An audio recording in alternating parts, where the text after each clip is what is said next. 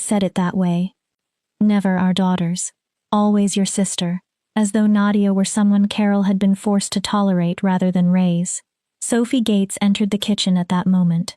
Golden hair framed her flawless face, and the huge diamond on her engagement ring flashed beneath the lights. "It's fine, Mom," Sophie said with manufactured sweetness. "I'm sure Nadia had something very important to do. Right, Nadia?" The insult beneath the words was obvious. "You're pathetic. You're nothing. And all three of us know it." Nadia swallowed her anger. "I was checking the trails. There have been reports of..." "Of what?" Sophie laughed. "Bigfoot?" Her laughter was sharp enough to sting. "God, Nadia, are you still wasting time on that wildlife tracking nonsense? You graduated with a biology degree 2 years ago, and you're still working in a diner while pretending to be some wilderness ranger." Sophie tilted her head. "Don't you think it's time to grow up?" Carol nodded approvingly. "Sophie is right.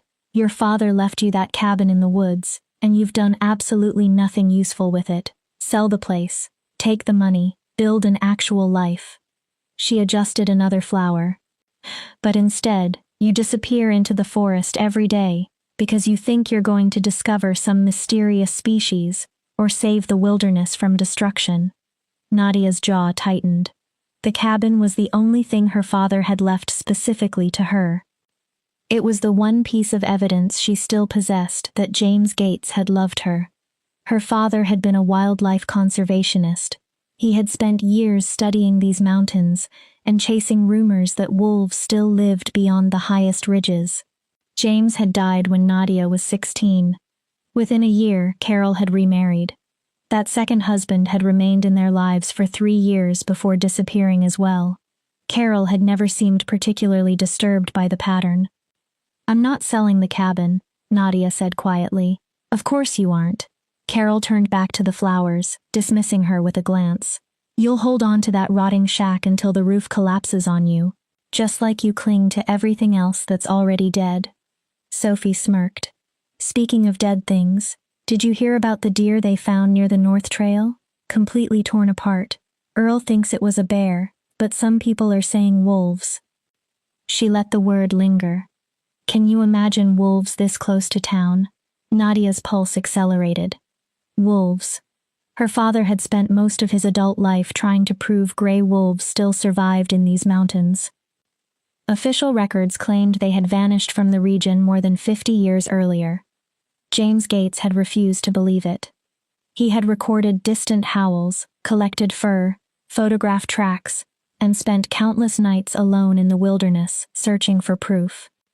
For the last 2 years, Nadia had quietly continued his work, and lately, she had begun to believe he had been right.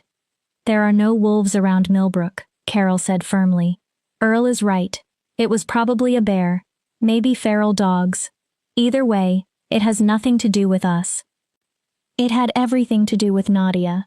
She had already found paw prints far too large to belong to ordinary dogs.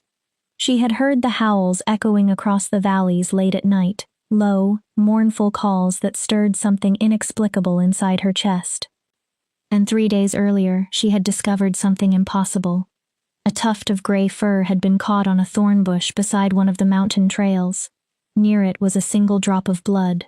Under the moonlight, the blood had shimmered silver. Silver blood. Her father's hidden journal mentioned silver blood. James had recorded ancient legends once told by people who had inhabited these mountains long before Millbrook existed. Stories of shifters. Wolves capable of walking as men. Packs ruled by powerful alphas. Nadia had always considered those sections of his journal folklore. Her father had been a scientist, but he had also possessed a romantic imagination when it came to nature. Then Nadia saw the silver blood for herself. Real. Physical. Impossible to dismiss. "I'm going back to the cabin," Nadia said, lifting her backpack. "Of course you are," Carol replied. "Run away, Nadia. That's what you're best at." Sophie giggled. "Try not to get eaten by the big bad wolf." Nadia left without answering. The trip required a 30-minute drive, followed by 20 minutes on foot. Her father's cabin stood alone in a clearing surrounded by enormous pine trees, whose branches formed a dark canopy overhead. The building itself was modest, 2 rooms, a kitchen, and a bathroom, but it belonged to Nadia. Inside, her father's work still covered the walls. Maps marked with sightings, photographs of tracks, notes about wolf behavior, research on pack dynamics. Nadia dropped her backpack and approached the window. Darkness was beginning to settle across the forest. She often stayed overnight to check the wildlife cameras she had positioned along the trails, but something about this evening felt wrong. The atmosphere seemed charged. The birds had fallen silent. Even the wind appeared to have stopped. Nadia pulled her father's journal from the shelf and sat at the wooden table. She opened it to the final entry James Gates had written before his death. "They're real. I saw 3 tonight moving through the snow. Wolves, but not wolves. Larger, faster. Their eyes glowed gold in the darkness." Nadia continued reading words she already knew by heart. "I followed them, but they disappeared into the mountains. I understand what I've discovered now. I also understand the danger. If their pack realizes I know their secret, they will come for me." The final lines always hurt the most. "I have to protect Nadia.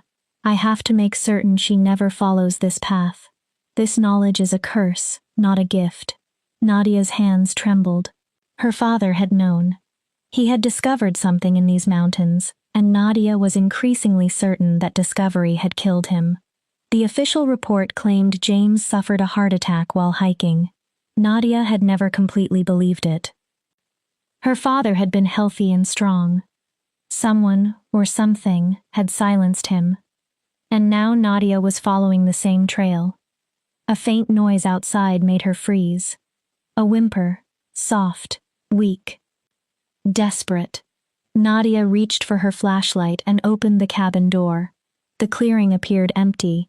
Then the whimper came again from the trees to the east. Every reasonable instinct told her to close the door, lock it, and wait for daylight. But the sound was too helpless to ignore. She stepped into the forest. The cries grew louder. Her flashlight cut through the darkness while branches brushed her arms. Fallen leaves and moss softened the ground beneath her boots. Cold air misted around her breath. Then she found them. 2 tiny wolf pups were hiding beneath a fallen log. They could not have been more than a few weeks old. Their fur was silver gray. Their eyes were barely open. One pup had a deep gash across its side, its fur dark and wet with blood. Nadia immediately knelt. The healthy pup attempted a tiny growl as she approached. The injured one merely stared at her with frightened eyes. "It's okay," Nadia whispered. "I'm not going to hurt you." She slowly lifted the wounded pup and pressed it carefully against her chest. Its body was frighteningly small. The second pup whined and pawed at her leg. "I'll take you too." Nadia gathered it into her other arm. "I'll keep both of you safe." She had no idea where their mother was. She didn't know whether the pups had been abandoned, lost, or separated from their pack. But she refused to leave them in the forest to die. Back at the cabin, Nadia immediately gathered her medical supplies. She had treated injured wildlife before. She knew what to do. She placed the wounded pup on the table, examined the gash and cleaned it carefully. The injury was deep but showed no sign of infection. She disinfected it and wrapped fresh gauze around the pup's side. It whimpered but never fought her. When Nadia finished, she placed both pups together on the couch beneath a blanket. They immediately curled against one another. Exhaustion finally caught up with her. She sat beside them, wondering what she was supposed to do next. Wolves were protected wildlife. She could not simply keep them. Yet she also could not contact wildlife authorities if there was even a possibility that her father's journal was right. If these pups were shifters, Nadia studied their silver gray fur and their strangely intelligent eyes. "What am I supposed to do with you?" The injured pup made a soft sound and pushed its tiny head against her hand. Tears stung Nadia's eyes. She was tired. Tired of being alone. Tired of being Carol's unwanted daughter. tired of being Sophie's disappointment of a sister, tired of being the strange girl who searched forests for ghosts. Nadia lay carefully across the couch. The pups immediately crawled onto her chest. Their small bodies were warm against her. "Just tonight," she whispered. "I'll decide what to do in the morning." Nadia closed her eyes. Soon, she was asleep with the two pups breathing softly above her heartbeat. She had no idea that golden eyes were already watching from deep within the forest. She had no idea the pack was coming. Chapter 2: The Search. The Alpha's rage felt almost alive. Gabriel Houston stood at the edge of a ravine beneath the rising moon, while fury burned through him. 15 members of his pack surrounded him in human form, their bodies tense and their golden eyes glowing. How long? His voice remained controlled, but no one missed the violence beneath it. Rodolfo Pineda, Gabriel's beta, stepped forward. A fresh scar crossed his jaw from the battle 3 nights earlier. 6 hours, Alpha. We searched the entire Northern Territory. There's no sign of them. Gabriel clenched both hands. 6 hours. His nephews had been missing for 6 hours. They were Tyler Cooley's sons. 3-week-old pups. Someone had taken them from the den while the pack was fighting rogues along the border. Tyler was dead. So was his mate, Alfreda Vega. Both had died defending the pack during the ambush. Gabriel had promised his brother that he would protect Tyler's sons, and he had already failed. The rogues? The question came through a growl. Gone, Rodolfo answered. 5 are dead. The rest crossed the eastern border. He hesitated. But they didn't have the pups. We found the den empty. There was no blood, no struggle. It looked as though someone simply carried them away. Gabriel's eyes flashed gold. Someone took them. His voice dropped. And when I find that person, I'll tear out their throat. Bob Edwards, the pack's tracker, emerged from the trees. Mud covered his face and his clothes were torn. Alpha, I found something. Gabriel crossed the distance before Bob finished speaking. What? Bob opened his palm. A small piece of worn blue fabric lay there. It carried the faint scent of lavender, and human. Gabriel's wolf snarled inside him. A human? The trail runs west toward Millbrook, Bob explained. Whoever carried them traveled on foot. They weren't trying to hide their path. Both pups were being carried. Then we follow. Gabriel's decision was immediate. We find this human and make them pay for touching what belongs to us. Rodolfo put a hand on Gabriel's shoulder. He was one of the few pack members who could do so without risking retaliation. Gabriel, if a human found the pups, they may not understand what they are. They could have seen 2 injured wolf pups and tried to help. We should approach carefully. Gabriel turned on him. Carefully? His eyes burned. Tyler and Alfreda are dead. Their sons have disappeared. And you want careful? I want you thinking like an alpha instead of a grieving uncle. Rodolfo didn't retreat. If we enter Millbrook and slaughter someone, human authorities will investigate. They may discover what we have spent centuries hiding. Gabriel's jaw tightened. Every instinct demanded that he shift and hunt. But Rodolfo was right. The pack survived because humans did not know they existed. One mistake could expose generations of secrecy. We stay human, Gabriel finally ordered. We follow the scent. We recover the pups. His gaze hardened. If someone has hurt them, he left the sentence unfinished. No one needed to hear the rest. The pack moved quickly through the forest. Gabriel led. Bob had been correct. The trail was easy. Whoever carried the pups had made no attempt to disguise their movement. Either the person was an amateur or had no idea anyone would follow. They covered miles rapidly. Near the western edge of pack territory, Gabriel caught the smell of smoke, then pine, lavender, and something strangely familiar. He stopped and raised one hand. Every pack member froze. What? Rodolfo whispered. Gabriel inhaled again. I know that scent. From where? Memories returned. A funeral in Millbrook 2 years earlier. James Gates, a wildlife conservationist who had come dangerously close to proving the pack existed. Gabriel himself had issued the order. Make it look like a heart attack. Make it clean. Gabriel had attended the funeral in human form, watching from a distance. He remembered a young, dark-haired woman standing away from the crowd, grief hollowing her face. She had smelled of lavender and pine. James Gates's daughter. The cabin, Gabriel said. There's a cabin near the western boundary. It belonged to the conservationist we eliminated 2 years ago. Rodolfo stared at him. His daughter? She uses it, Bob confirmed. I've seen her on the trails. She sets wildlife cameras. She studies the area. She's harmless. No human carrying shifter pups is harmless, Gabriel snapped, but doubt was already forming. If James Gates's daughter had inherited her father's interest in conservation, perhaps she had simply discovered 2 injured animals. Perhaps she had no idea what they were. That would make her unlucky rather than dangerous. 20 minutes later, the cabin appeared through the trees. One lamp glowed inside. Smoke rose quietly from the chimney. Gabriel approached while the pack spread out around the building.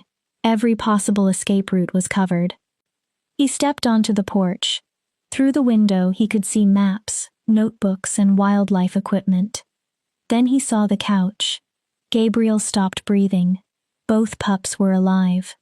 They were sleeping on the chest of a young woman. The injured pup had been carefully bandaged. Both looked peaceful, safe. Their tiny bodies rose and fell with the woman's breathing.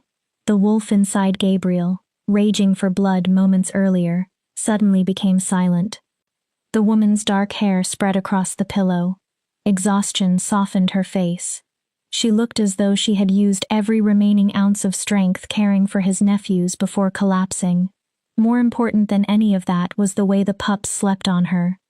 They trusted her completely. No vulnerable shifter pup would rest like that on someone it feared. Rodolfo moved beside Gabriel. Alpha? Gabriel didn't answer. What are your orders? Pack law was clear. Humans who discovered shifters were threats. Humans who handled shifter children were even more dangerous. The old laws demanded elimination, but this human had saved Tyler's sons. She had cleaned Cody's wound, bandaged him, kept Rex beside him, kept them warm. She had offered mercy when she could easily have walked away. Alpha, Rodolfo pressed. Everyone is waiting. Gabriel finally turned. Hold the perimeter. Nobody enters.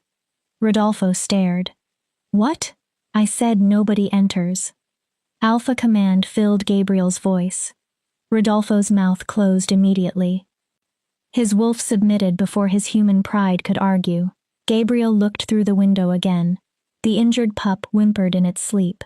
Without waking, Nadia's hand moved automatically. Her fingers stroked the pup's head. It relaxed beneath her touch. Something inside Gabriel shifted. This woman had protected Tyler's sons when he had failed to do so, and pack law expected him to kill her for it. We wait, Gabriel said. Rodolfo frowned. For what? For her to wake. And then? We talk. Rodolfo looked at him as though Gabriel had lost his mind. She's human. She saved my brother's sons. She has seen them. If she understood what they were, she would have run or called someone. She believes they're wolves. And when she learns the truth? Gabriel's eyes glowed. We deal with that afterward. I will not kill the person who kept my nephews alive without first understanding what happened. Rodolfo clearly wanted to protest. He didn't. The pack won't like this. The pack will obey me. Gabriel's tone turned cold. Put guards around the cabin. Nobody enters. Nobody leaves. Anyone who ignores that command answers directly to me. Rodolfo nodded and vanished into the shadows to relay the order. Gabriel remained outside. Inside, Nadia slept, completely unaware that wolves surrounded her home, unaware that her life depended on a decision being made on the other side of the glass. Eventually, her eyes fluttered open. She looked at the pups and smiled. Then she sensed something. Her head turned. She saw Gabriel standing outside the window. The smile disappeared. For several seconds, neither moved. Nadia slowly reached toward the table beside the couch. Her hand closed around a hunting knife. Her other arm tightened protectively around the pups. Gabriel raised an empty hand. Then he gestured toward the door. "Let me inside. We need to talk." Fear filled Nadia's face, but Gabriel saw something else there as well. Defiance. She was terrified of him, yet she was still prepared to defend those pups, with a small knife, against a predator she did not understand. Gabriel found himself respecting her for it. He opened the door slowly and entered. Every wolf outside tensed.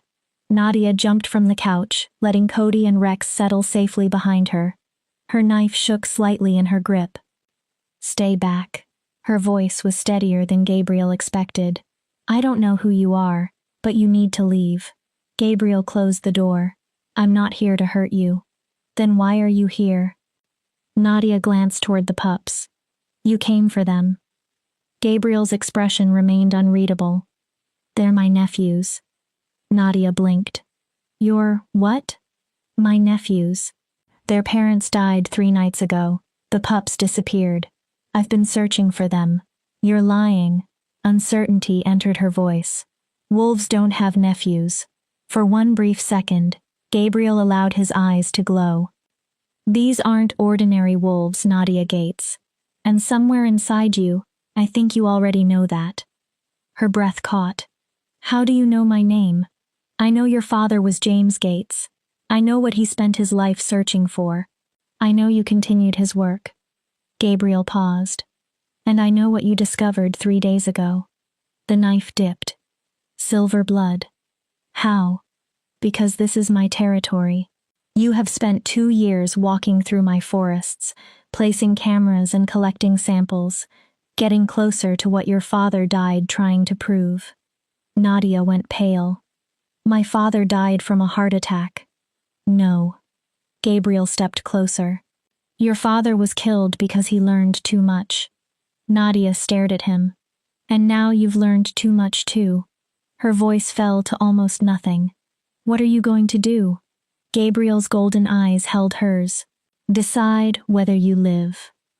Chapter 3. Between Mercy and Murder.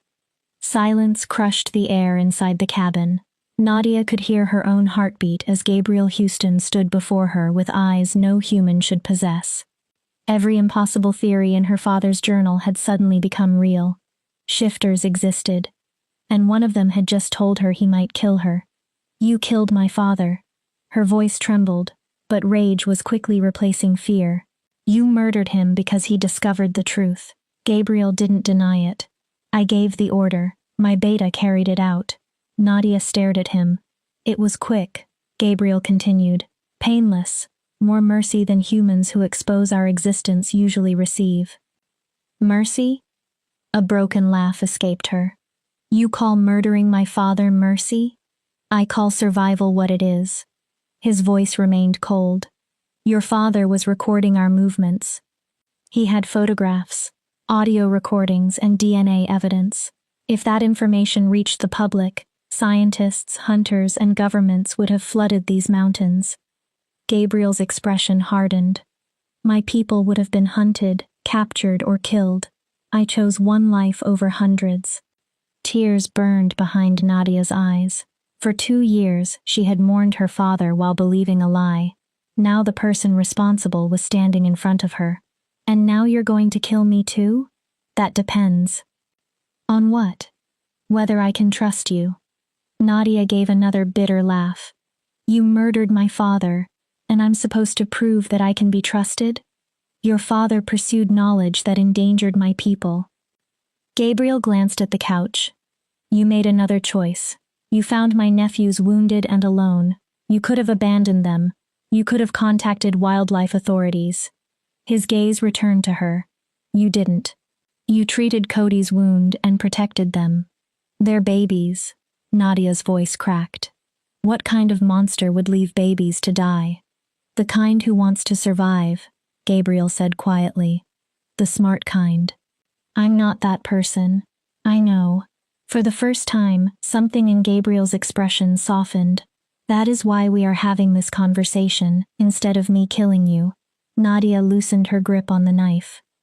What do you want? Gabriel crossed to the couch and knelt. The wounded pup stirred. When it recognized Gabriel, it made a happy sound and crawled toward him. Gabriel picked it up with astonishing gentleness. He examined Nadia's bandage. You treated this well. The wound is clean. He'll recover. I'm a biologist. I know how to treat injured animals. Gabriel looked at her. He isn't an animal. Nadia said nothing. Neither of them are. In several weeks they will shift into human form for the first time. They'll look like young boys. Until they can control the change, someone must care for them. Nadia stared at the pups. They're children? They're shifters. They were born as wolves, but they will spend most of their lives in human form. Gabriel stroked Cody's fur. Their parents died defending our pack from rogues. They are orphans now. Rex crawled toward Nadia and pawed at her leg. Without thinking, she lifted him. He buried his face against her neck. Why are you telling me any of this? Because I'm giving you a choice. What choice? I take the pups home. You forget what happened here. You stop your research, stop following wolf tracks, stop placing cameras, and stop looking for evidence. Gabriel's voice sharpened. You return to Millbrook and live as if my world doesn't exist. And if I refuse? His eyes flashed gold. Then I eliminate the threat. Nadia's stomach tightened. That isn't a choice. It's blackmail. It's reality. You're surrounded by creatures who could kill you in seconds. The only reason you are alive is because you protected these pups. His gaze grew colder.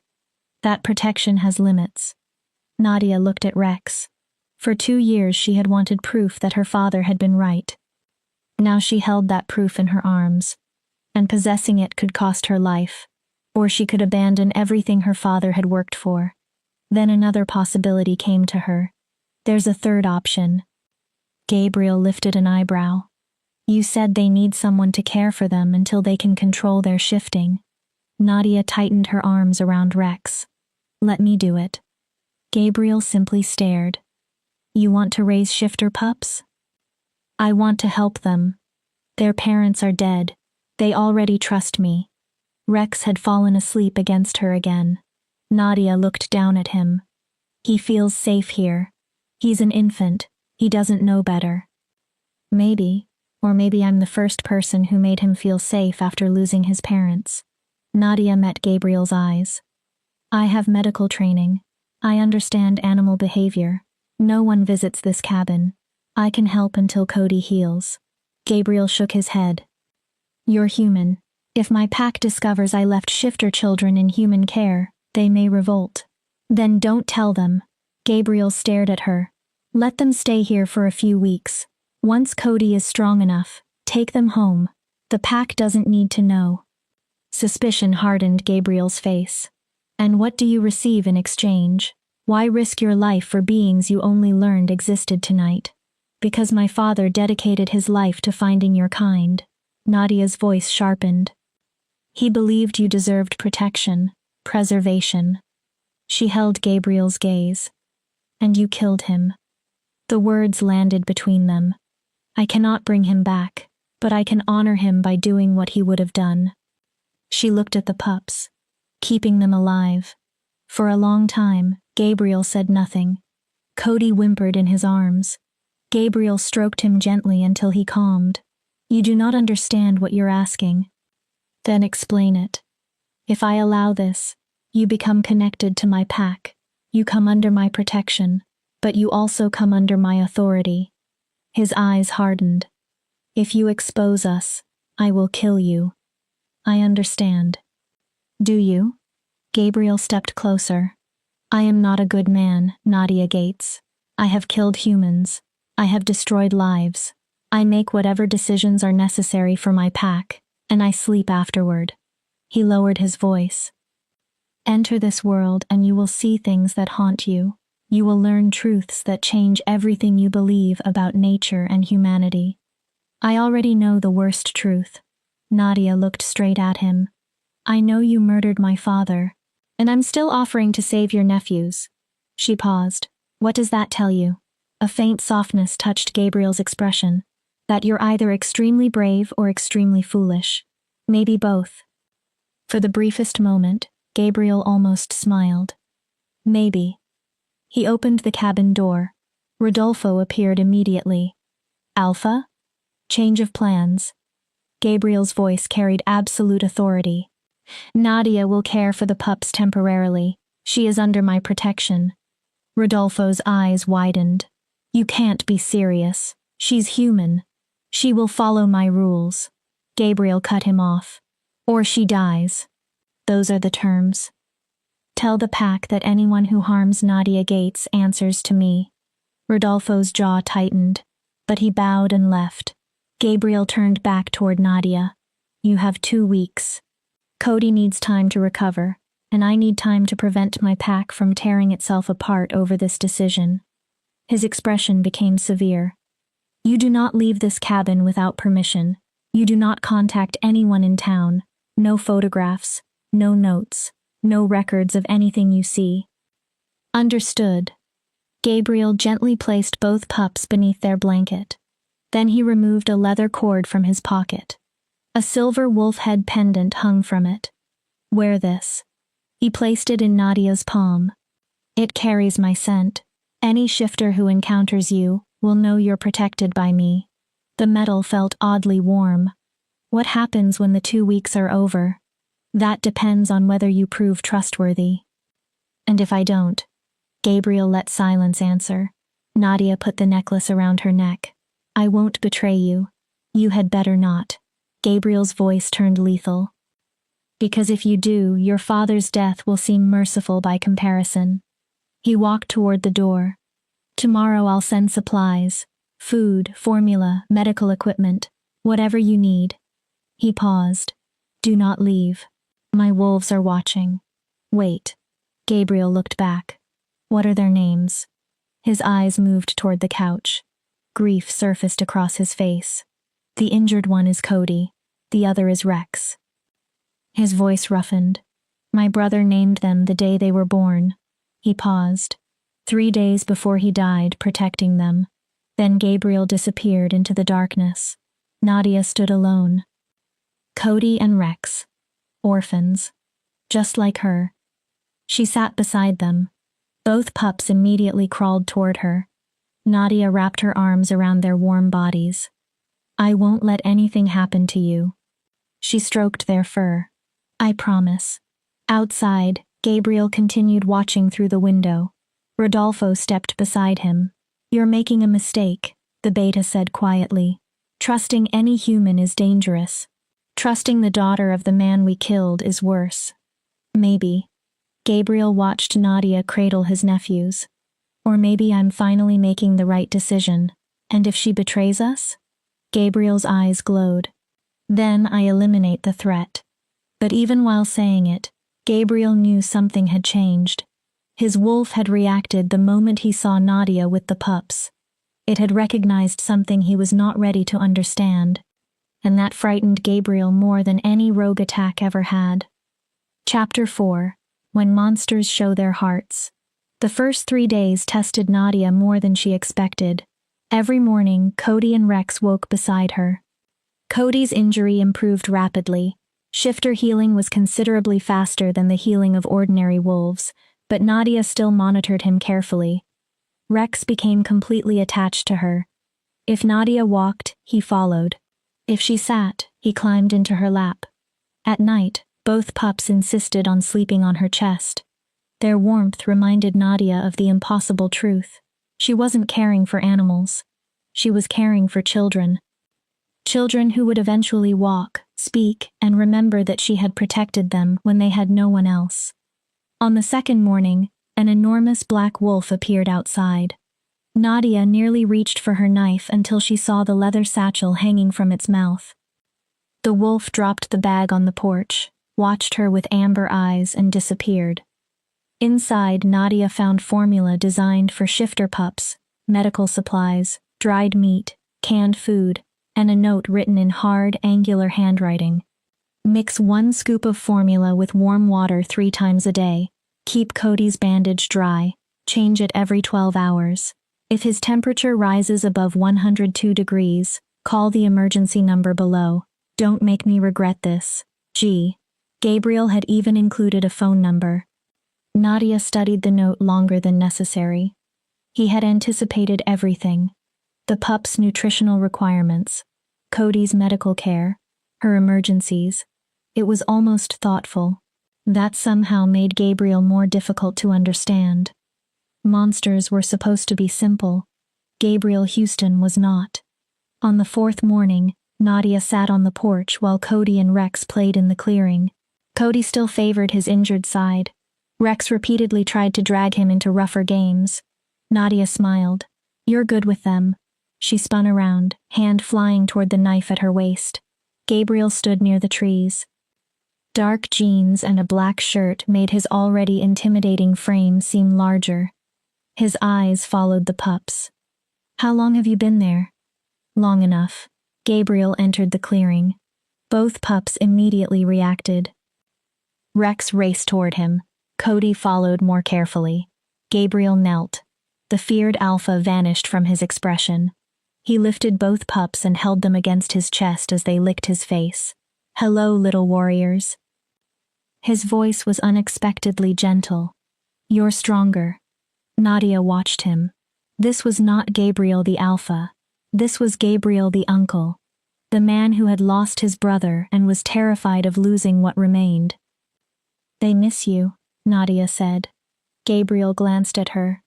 "Every sound from the forest makes them think you're coming." His jaw tightened. "I can't visit as often as I want. The pack is restless." "They know the pups survived?" "Yes. They don't know where they are. Some believe I hid them for protection." He stopped. "And the others?" Gabriel looked at her. "They think I'm weak. That sentiment is affecting my judgment." "Is it?" "Yes." The admission was blunt. "My brother died 4 days ago. His mate died beside him. I should be hunting the rogues, strengthening our border and controlling the pack." He looked down at his nephews. "Instead, I'm here, wondering whether leaving them with a human is the worst decision I've ever made." Nadia descended from the porch. "They need you. They have the pack. The pack isn't their uncle." She pointed toward Cody and Rex, who were climbing over Gabriel. "They know you. They love you. Whatever else you are, you're the family they recognize." For 1 second, Gabriel's control fractured. Grief crossed his face. "I failed them." His voice turned rough. "I promised Tyler I would protect his family. Then I let him die. You didn't let him die. He chose to defend the pack." "That doesn't make his death your fault." Gabriel's eyes brightened gold. "I'm Alpha. Everything that happens to them is my responsibility. Every death, every injury." His throat tightened. "Tyler was my little brother." Nadia moved closer. "You cannot protect everyone every second. You aren't invincible." Gabriel stared at her. "You don't know what you're talking about." "Don't I?" Nadia refused to look away. "My father died because you decided he was dangerous. For 2 years I wondered whether I should have noticed something, whether I could somehow have saved him." Her voice softened. "I know guilt." Gabriel's jaw locked. "Your father's death was necessary." "Was it?" Nadia's anger returned. "Or was killing him easier than trusting him? Did you ever consider that he might have protected your secret?" "I couldn't take that risk." "I know." Nadia's answer surprised him. "You're an alpha. You make decisions for the whole pack. Sometimes you sacrifice one person to protect everyone else." She paused. "I understand why you believe that, but understanding doesn't erase the cost." Gabriel looked away. Cody made a small sound. Gabriel immediately loosened his arms and soothed him. Then he asked, "Why are you helping me?" Nadia frowned. "You should hate me." "I do." Gabriel looked back at her. "Part of me will always hate you for what happened to my father." Nadia took a breath. But I'm beginning to understand that none of this is as simple as I wanted it to be. She studied him. You are not only a monster, and I am not only your victim. Something dangerous entered Gabriel's eyes. You are a threat. Nadia stiffened. Not to my pack. His voice dropped. To me. What does that mean? Gabriel placed the pups down. They immediately ran toward Nadia. She lifted them both. You make me want things I cannot have. Gabriel looked at her, holding Cody and Rex. You make me question decisions I stopped questioning years ago. His jaw tightened. You make me wonder whether there's another way to protect my people without losing part of myself every time I issue an order. Nadia's pulse raced. Gabriel abruptly returned to his colder tone. You should go inside. What? Rogues test our borders. Standing in the open makes you vulnerable. The pups need fresh air. 1 hour. Stay close to the cabin. Gabriel removed a small phone from his pocket. My number is programmed into it. If anything happens, call. Nadia accepted it. Their fingers touched. A sudden electric sensation traveled through her hand and up her arm. Gabriel's eyes flashed. He had felt it too. What is happening between us? Nadia whispered. Gabriel stepped back. Nothing. His voice hardened. And nothing will. You're protected because of the pups. That is all. Is it? It must be. Gabriel looked away. I'm an alpha. You're human. There is no future where this makes sense. Why? Because humans are fragile. His answer came too sharply. You age, you break, you die. Gabriel's fists tightened. And I will not care for someone who can be taken from me that easily. Nadia finally understood. You're afraid. His eyes snapped toward her. You're terrified of losing people, so you avoid loving them. It has worked for 10 years. Has it? Nadia stepped forward. Because you look miserable. His expression darkened. You built walls high enough to protect yourself, Gabriel. Now you're trapped behind them. You know nothing about me. I know you risk your authority by visiting your nephews. Nadia continued before he could interrupt. I know you wrote instructions detailed enough to include their formula temperature. I know you blame yourself for Tyler's death. I know you're terrified you'll fail Cody and Rex too. She took another step. And I know you aren't as much of a monster as you pretend to be. Gabriel's chest rose sharply. That scares you. His eyes burned gold. For a moment, Nadia thought he might shift. Instead, he turned away. I'll return tomorrow. He walked toward the trees. Keep them safe. Then he vanished. Nadia stood holding the pups. Why was she challenging him? Why did she care whether Gabriel was anything more than her father's killer? Because he was. And that made everything far more dangerous. Rex licked her face. Nadia sighed. Your uncle is impossible. Cody yipped. Yes. Nadia murmured. Exactly. That night, howls awakened her. They echoed from deep within the mountains. Cody and Rex stirred. Nadia soothed them while listening. This was not a hunting call. It was mourning. The pack was grieving Tyler and Alfreda. Somewhere among those voices, Nadia knew Gabriel was howling too. She approached the window. Darkness filled the forest. Guards were somewhere beyond the cabin, unseen but present. For one brief moment, Nadia imagined belonging to a pack, having people who would defend one another without hesitation. Having somewhere to belong, having Gabriel look at her without suspicion, without grief. Eventually the howling faded. Nadia returned to the pups. Tomorrow she would try to understand more about Gabriel's world. Tonight she would simply hold 2 orphaned children and pretend that she could protect them from everything gathering in the darkness. Chapter 5. The Alpha's Burden. Gabriel did not return the next day, or the day after. By the 6th day, Nadia caught herself staring constantly toward the tree line.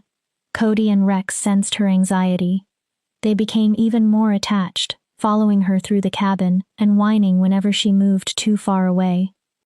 Supplies still arrived each morning. The same black wolf left food and medicine outside before disappearing. Nadia tried speaking to it once. The animal only watched her with amber eyes and walked away. Isolation began to close around her. Then, on the 7th day, Gabriel's phone buzzed. Nadia grabbed it immediately. One message waited. Pack meeting tonight. Stay inside. Lock every door. Do not leave, regardless of what you hear. G. Nadia reread it. Regardless of what you hear. Her stomach tightened. She spent the day preparing. She brought extra firewood inside. Filled containers with water. Checked every window and lock. The pups watched nervously. It's okay, she told them.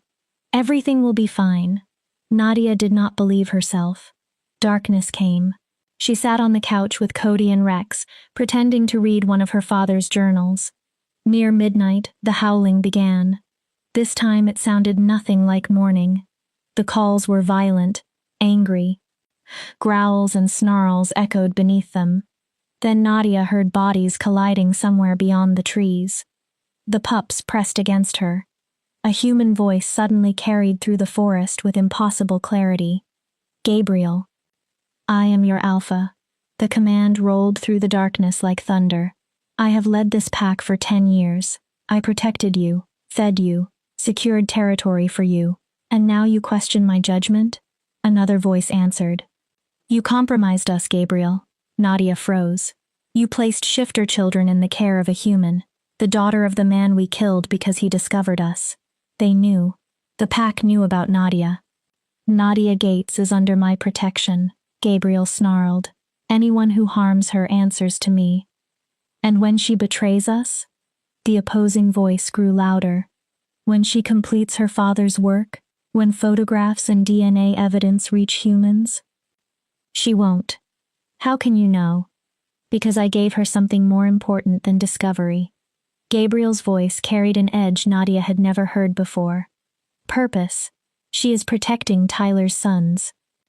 Pack children. She understands what that means. She understands nothing. She is human. She will never be one of us. The voice sharpened. And protecting her dishonors Tyler. Growls erupted. Bodies collided again.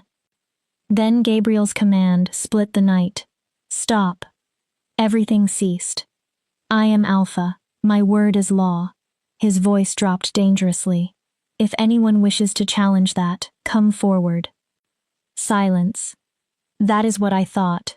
Gabriel continued. The pups remain with Nadia because they are safe. She protected them when we failed. She has shown more compassion in 1 week than some of you have shown in years. You're becoming soft, the other voice replied. The old Gabriel never would have allowed this. The old Gabriel made mistakes. Nadia held her breath.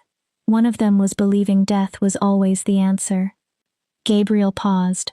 James Gates studied us, but he also wanted to protect us. He believed we were worth preserving. Another silence. We killed a man who might have become our ally because we were too frightened to risk trusting him. His next words were quieter. I will not repeat that mistake. So you risk everyone for one human? I risk everyone for the right human. And Nadia Gates has earned that risk. Nadia's breath caught. She kept Tyler's sons safe. She asked for nothing. She has told no one about us despite having every reason to expose us. She will eventually. Enough, Rodolfo. Nadia went still. Rodolfo. Gabriel's beta. I trust you with my life, Gabriel said. But if you no longer trust my judgment, perhaps you shouldn't be my second. Silence spread through the forest. Finally Rodolfo answered. I will not challenge you. His voice was bitter. But I will not support this. You are playing with fire, Gabriel. When it burns the pack, I will remind you that I warned you. Noted. Gabriel dismissed the meeting. Gradually, the sounds outside disappeared. Nadia remained on the couch holding the trembling pups. Then someone knocked. She jumped. It's me, Gabriel called. Open the door. Nadia placed the pups down and unlocked it. The moment she saw him, her breath caught. His shirt was torn. Blood covered his chest and arms. One eye was swollen. His knuckles were split. What happened? Pack discipline. He sounded exhausted. May I come in? Nadia stepped aside. Gabriel entered and collapsed onto the couch. Cody and Rex immediately climbed onto him, licking his face. I'm fine, little warriors. He stroked them. Uncle is fine. He clearly wasn't. Nadia retrieved the first aid supplies. I'll heal, Gabriel protested. Shifters heal quickly. Not quickly enough. She returned with bandages, antiseptic and cloth. Take off your shirt. Gabriel raised an eyebrow. Excuse me? Your shirt. Off. Nadia pointed. I need to see the wounds. Gabriel sighed and obeyed. Nadia stared. Scars covered his body. Old claw marks. Bites. Bullet wounds. Recent injuries. A lifetime of violence written across his skin. Jesus. Part of being alpha. Gabriel watched her. I enter the fight first and leave last. Those scars are every battle you won? Most of them. And the battles you lost? Gabriel's eyes darkened. Those scars are inside. Nadia began cleaning him. Gabriel hissed when she touched a deep wound near his ribs. Sorry. Keep going. She worked carefully. You defended me tonight. I defended my decision. Is there a difference? Nadia looked at him. Rodolfo says you've changed. He says many things. Is he right? Gabriel considered the question. Maybe. He looked at the sleeping pups. Tyler was always the compassionate one. He believed in mercy, second chances, finding another solution. His voice softened. I was different. I made difficult decisions quickly. And now? Now I look at his sons and see him. Pain tightened Gabriel's face. I see the brother who believed I could become better than the monster our father raised me to be. His voice broke slightly. Tyler died believing I could be saved. How do I honor him if I continue making the same brutal choices? Nadia set down the cloth. You are not a monster. I have done monstrous things. That does not mean you cannot change. Gabriel caught her wrist. His grip was firm but gentle. Why? Nadia looked at him. Why do you insist on finding something good in me after knowing what I did? His thumb moved across her pulse. Because I see you with Cody and Rex. Nadia's voice softened. I see how hard you're trying to protect me even while it divides your pack. She hesitated. And because I think you're trapped too. Trapped? By grief. By responsibility. By everything everyone expects you to be. Nadia took a breath. Maybe we can help each other escape some of it. Gabriel's eyes turned gold. Nadia. I'm not asking you for anything. She moved closer. I'm telling you that here, inside this cabin, you don't need to be alpha every second. Her voice lowered. With me and the pups, you can simply be Gabriel. He looked at her as though she had offered him something impossible. Then he pulled her between his knees. You are dangerous. His voice was rough. You make me want things I promised myself I would never want. What things? Gabriel lifted one hand to her cheek. Things like this. He kissed her. Nadia had expected force. Instead, Gabriel was careful, almost hesitant. As though he genuinely feared hurting her. His lips moved gently against hers. Nadia rested her hands on his shoulders and kissed him back. Grief, anger, confusion, fear, and an emotion dangerously close to hope collided inside her. When they separated, Gabriel pressed his forehead against hers. This is a mistake. Probably. We can't do this. I know. I could get you killed. Maybe. A broken laugh escaped him. You're insane. So are you. Gabriel kissed her again. This time neither pretended it meant nothing. When they finally separated, Cody and Rex were awake. Both pups stared at them. Gabriel smiled. A real smile. We have witnesses. Nadia blushed. They won't tell anyone. Let's hope. Gabriel stood. I should leave. The pack will notice. Will they challenge you again? Probably. He pulled his ruined shirt back on. I'll handle it. At the door, Gabriel turned. Thank you. For what? The pups. He hesitated. Tonight. His eyes met hers. For seeing me. Nadia's throat tightened. Thank you for trusting me. Gabriel kissed her forehead. Lock the door after I leave. He stopped. And Nadia? Yes? If anyone from my pack comes here, anyone except me or the wolf delivering supplies, take Cody and Rex and run. Nadia's stomach dropped. What? Promise me. I promise. Gabriel disappeared into the forest. Nadia locked the cabin. Her heart still raced from the kiss. She returned to Cody and Rex and curled around them. Your uncle is going to be the death of me.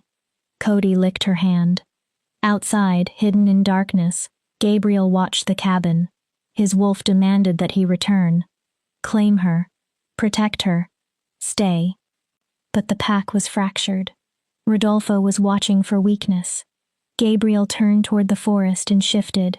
He had enemies to hunt, a pack to control, and now, impossibly, a human woman to protect. Chapter 6. Blood at the Door. The 8th morning began with blood.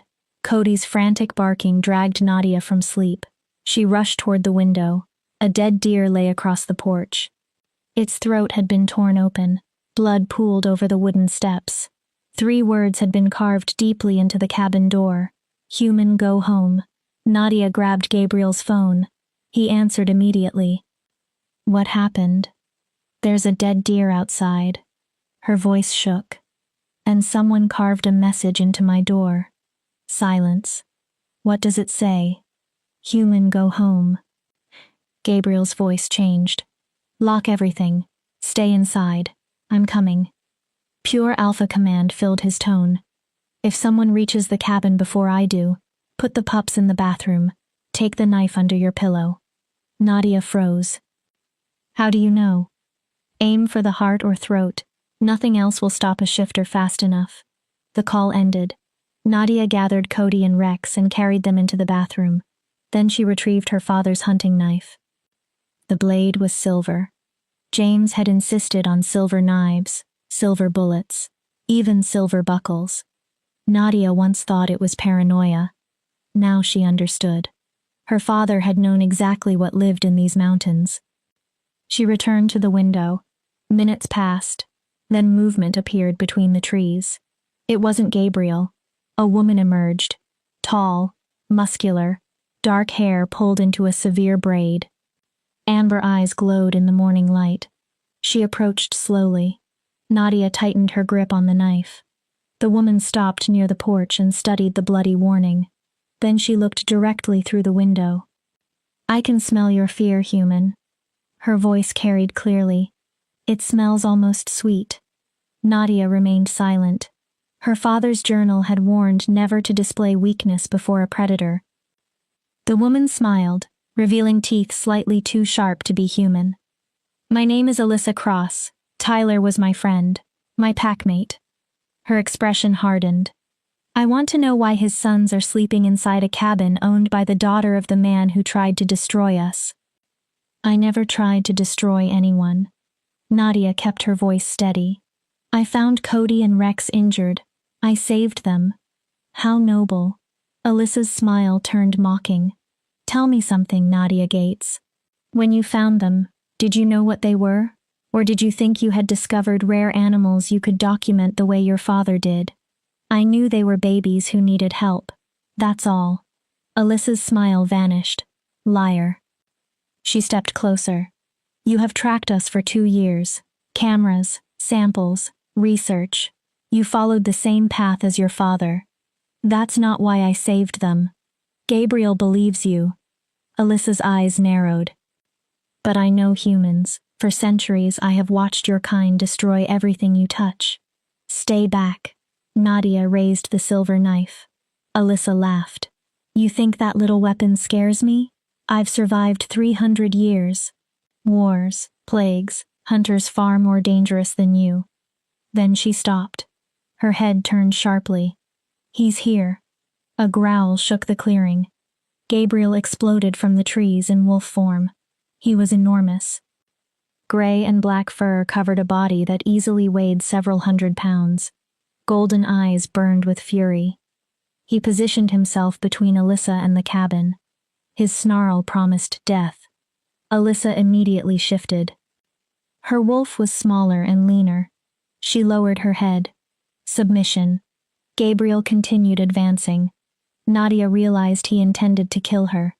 Gabriel, stop. She threw open the cabin door. Don't kill her. Gabriel whipped his head toward Nadia. His eyes were almost completely feral. She isn't worth it, Nadia said. She's angry. She's grieving Tyler. Alyssa shifted back into human form. You should let him kill me. Her voice broke.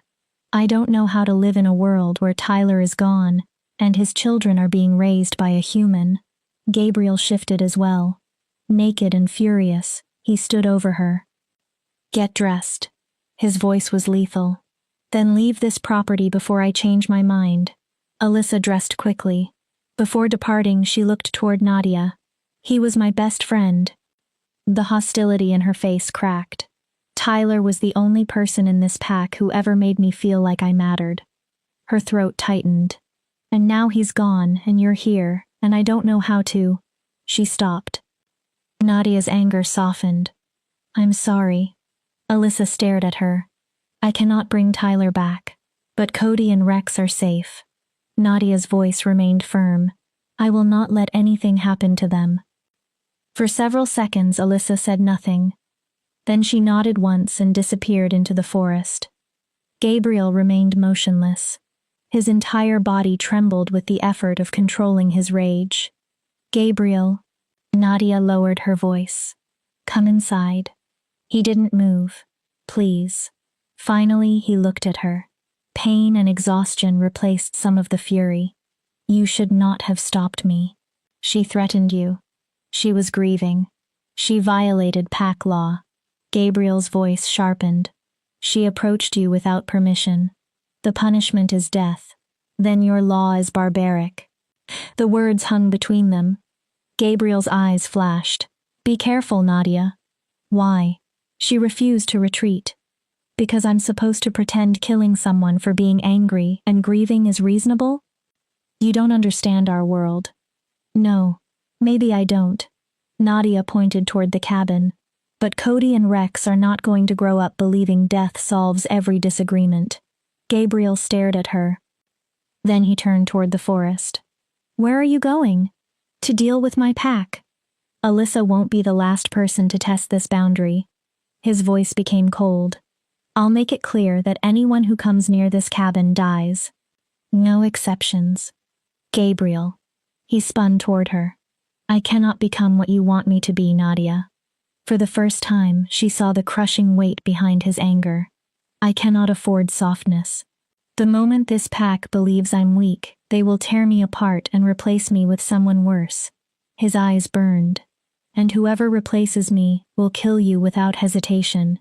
So you become a monster to protect me from monsters? If necessary.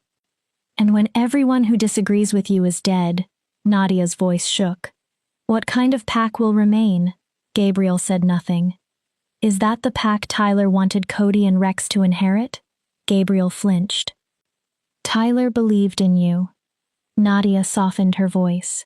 You are so determined to control everyone through fear that you refuse to consider another kind of strength. There is no other kind. But doubt weakened the words. Yes, there is. Nadia descended the porch. You can lead without cruelty. You can show strength without terror.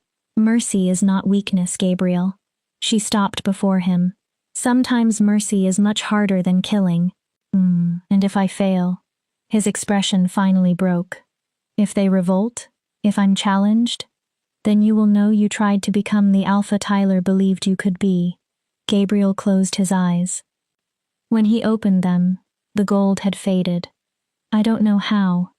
His voice was quieter than Nadia had ever heard it. I don't know how to lead any other way.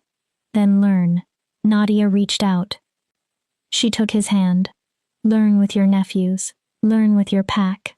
She looked into his eyes. Learn with me. Gabriel stared at their joined hands. Why do you still believe I'm worth saving? Because somebody has to. Nadia smiled sadly. And maybe I see what Tyler saw. Gabriel pulled her into his arms. He held her tightly. Then Nadia realized he was trembling. I'm tired. His voice disappeared into her hair. So tired of fighting, killing, being alone. Then stop doing it alone. Nadia held him. Let people help before you destroy yourself. They remained together for a long moment. Finally, Gabriel pulled away. I have to address the pack. He hesitated. And you're coming with me. Nadia stared. What? They need to meet you. Gabriel, they want me dead. They will not touch you while I stand beside you. His expression hardened. They need to understand you are protected because I choose to trust you, not because you are my prisoner. That is insane. Probably. A small smile appeared. But you told me to try another way. Gabriel extended his hand. So I'm trying. Nadia looked back at Cody and Rex watching through the window. Then she looked at Gabriel. Fine. She put her hand into his. But if your pack kills me, I'm haunting you forever. Gabriel laughed. Deal. Together, they walked into the forest. Toward the pack. Toward whatever came next. Chapter 7. Before the pack. The pack gathered in a clearing deep inside their territory. Ancient trees surrounded the area. As Gabriel led Nadia closer, she felt unseen eyes following every step. He never released her hand. They won't attack you, he said. Not beside me. And when you aren't beside me? That is what tonight settles. Gabriel glanced at her. You need to stop being viewed as prey. How? You become pack adjacent. Nadia stared at him. Pack adjacent is not a real thing. It is now. They entered the clearing. Nadia stopped. At least 40 wolves surrounded them. Some were human. Others remained in wolf form. Every glowing eye turned toward her. Rodolfo waited at the center. Alyssa stood nearby with her head lowered. Dozens of unfamiliar faces filled the clearing. Gabriel brought Nadia into the middle. He raised one hand. Conversation stopped instantly. I called you here because there has been confusion. His voice carried across the clearing. Confusion over my decisions. Confusion over the human inside our territory. Confusion over whether I remain capable of leading. Several wolves shifted uneasily. So I will make this clear. Gabriel's posture changed. I am your alpha. I led this pack through war, famine, and human expansion. He scanned the crowd. I have kept you hidden, kept you safe, kept you alive. His eyes hardened. And I will continue. Alyssa stepped forward. Then why is she standing in our sacred territory? Her voice trembled. Why is the daughter of our enemy here? Because she saved Tyler's sons. Gabriel answered immediately. When Tyler died and I failed to protect his children, Nadia found them alone and wounded. He looked across his pack. She did not abandon them. She did not contact human authorities. She treated them. Rodolfo stepped forward. What does she gain? His gaze moved to Nadia. Humans rarely act without wanting something. I want nothing. Nadia spoke before Gabriel could stop her. Rodolfo laughed harshly. Your father spent years documenting us. Photographs, samples, tracking our movements. His expression hardened. When he came too close, we killed him. Now you follow his path, and we're supposed to believe you have no plan? My father wanted to protect you. Murmurs moved across the pack. He collected evidence, yes, but he never published it. Nadia looked around. Ask yourselves why. No one answered. He loved these mountains. He knew exposing you would bring hunters, scientists, and tourists. Her voice strengthened. So he kept your secret. Nadia looked directly at Rodolfo. And you killed him anyway. He was a threat. He was an ally. Her answer cut through the clearing. You were simply too afraid to recognize it. Several pack members exchanged uncertain looks.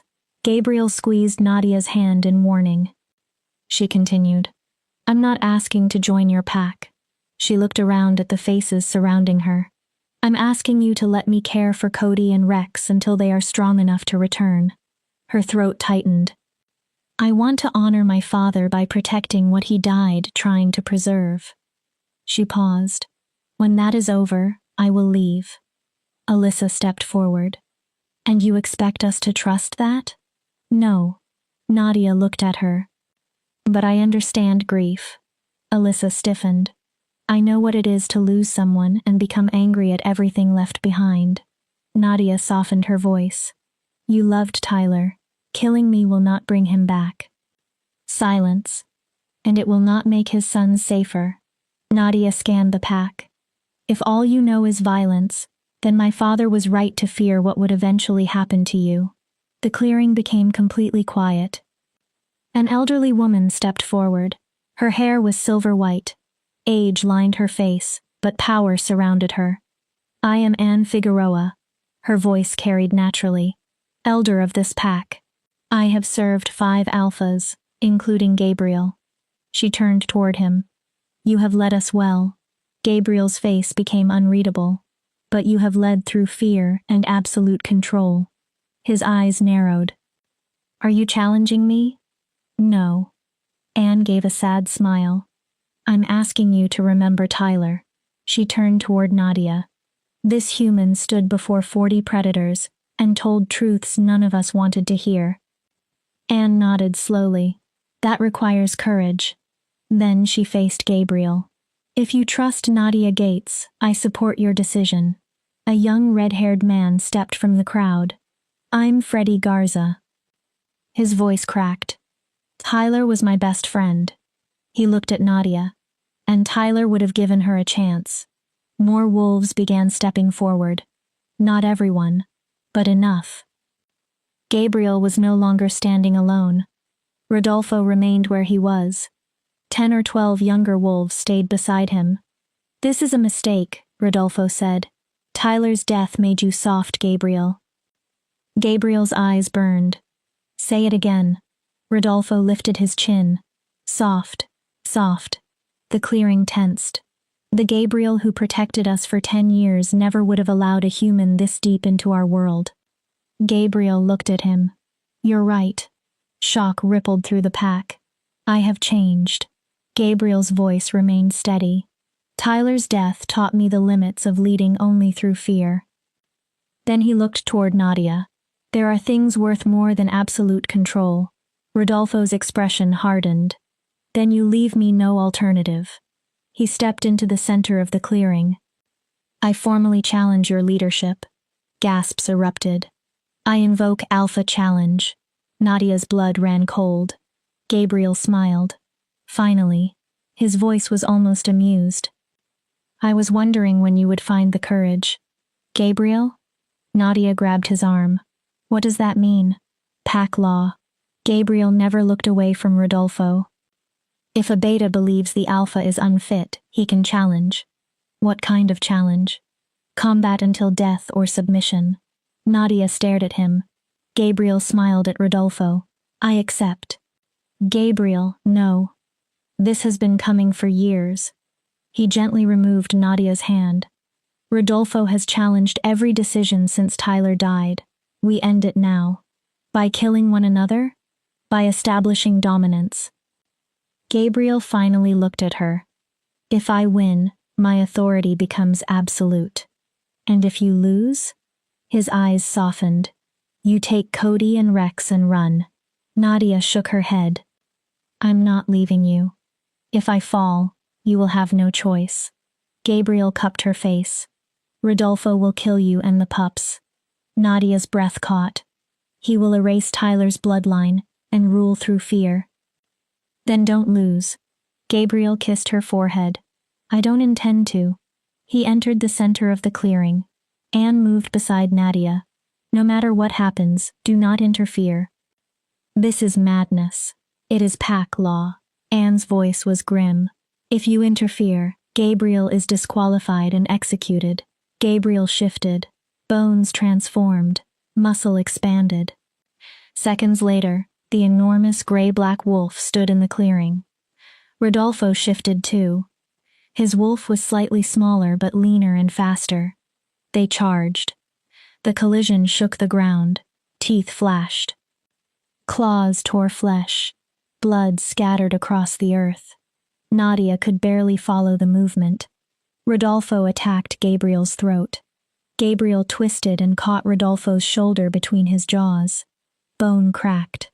Rodolfo tore himself loose. The fight became savage. No pause. No mercy. Rodolfo moved faster.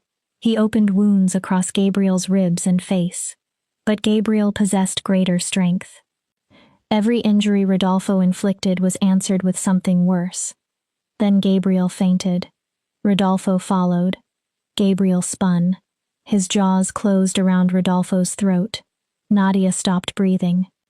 Rodolfo clawed Gabriel's sides. Gabriel held him. Slowly, Rodolfo stopped fighting. His body went limp in submission. Gabriel kept his jaws around the beta's throat long enough to make the victory undeniable. Then he released him. Rodolfo collapsed. Both shifted back into human form. Gabriel stood above him, bleeding. Submit. The command vibrated through the clearing. Rodolfo gasped. I submit. His head lowered. You are Alpha. Your word is law.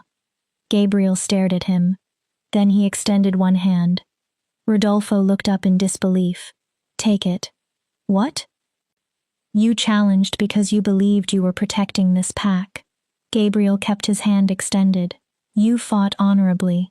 His expression softened slightly. Now get up, heal your wounds, and remain my beta. Rodolfo stared. Why? Because I need someone willing to tell me when I'm wrong. Tears filled Rodolfo's eyes. He accepted Gabriel's hand. Gabriel pulled him upright. Then the Alpha faced his pack. Anyone else? No one moved. Does anyone else believe I'm unfit to lead? Silence. Then hear my command. Gabriel's voice filled the clearing. Nadia Gates remains under my protection. She will care for Tyler's sons until they are ready to return. He scanned every face. When that day comes, her service will be answered with gratitude. His expression hardened. Not death. Not exile. No one challenged him. Then Gabriel looked at Nadia. Something changed in his eyes. She is mine. Nadia froze. And I am hers. Gabriel's voice became absolute. That is the bond I choose and the future I claim. Anne inhaled sharply. Gabriel. He never looked away from Nadia. Does anyone deny me this? Nadia could barely process the words. Mine. Hers. Bond. He was claiming something far greater than responsibility for her safety. Anne stared at him. Do you understand what you've just declared? Perfectly. Gabriel's golden eyes burned. Nadia Gates is my chosen mate. And anyone who harms her dies. The clearing erupted. Chapter 8, marked by the moon. Voices surrounded Nadia. Mate. Chosen. Mine. She could barely hear anything else. Some wolves shouted support. Others protested. Gabriel stood bloodied in the middle of them, staring only at her. Anne tightened her hand on Nadia's shoulder. You must respond. Nadia looked at her. What? If you reject his claim publicly, his authority will be damaged. What am I supposed to do? Walk to him. Anne nodded toward Gabriel. Stand beside him. Nadia's legs felt heavy. Every logical thought told her to run. She was human. Gabriel was an alpha shifter. He had ordered her father's death. Yet he had also defended her, trusted her, fought his own beta for the right to protect her, and looked at her as though she mattered. Nadia stepped forward. The wolves opened a path. She walked through the pack with her chin raised. Gabriel waited, covered in wounds. You didn't have to do this, she whispered. Yes. He touched her face. I did. His thumb moved over her cheek. I'm tired of pretending what I feel is temporary. Nadia's pulse accelerated. I'm tired of telling myself I can walk away when this ends. his voice roughened. You got beneath my skin, into my thoughts. He stopped. Into your heart? Nadia whispered. Gabriel grimaced. I was avoiding that word. Because it makes you weak? Yes. It makes you human. I'm not human. No. Nadia covered his hand with hers. But you're not only a monster either. His eyes brightened.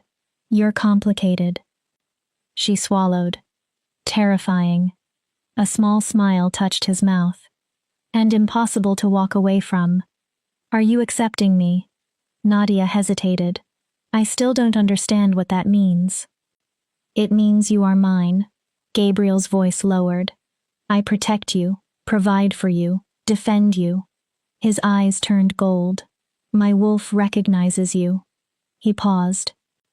And I am choosing you over every rule I was taught about humans. Why me?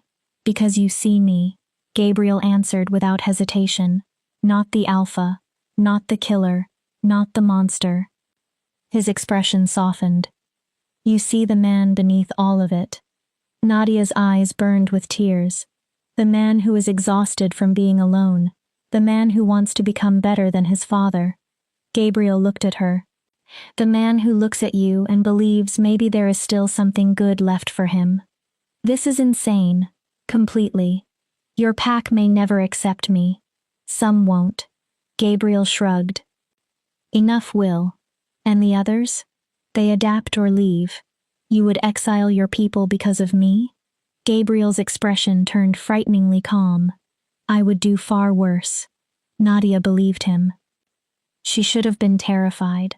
Instead, something inside her finally felt wanted. Not compared with Sophie. Not tolerated by Carol. Not treated as a disappointment. Wanted as Nadia. Okay. Gabriel went still. Okay? I accept. Her voice strengthened. I'm yours. She looked directly into his eyes. And you're mine. Relief transformed his face. Nadia continued. Whatever this costs, I'm choosing it. She swallowed. I'm choosing you. Gabriel pulled her against him. Thank you. The pack erupted again. Rodolfo stepped forward. His wounds still bled, but his expression was controlled. As Beta, I acknowledge Alpha Gabriel Houston's claim upon Nadia Gates. He looked toward the pack. She remains under Alpha protection. Anyone who harms her answers to Gabriel. Rodolfo paused. And to me. Several wolves bowed their heads. Others turned away. Anne approached. You have changed pack history tonight. Gabriel wrapped an arm around Nadia. Taking a human mate breaks centuries of tradition. Then perhaps we need different traditions. Anne smiled. Tyler would be proud. Gabriel's grip tightened around Nadia. I hope so. Alyssa approached last. I still don't like this. Nadia almost smiled at the honesty. I still believe it's dangerous. Alyssa took a breath. But Tyler would want his sons raised by someone who loves them. She looked at Nadia. You kept them safe when we couldn't. Her voice lowered.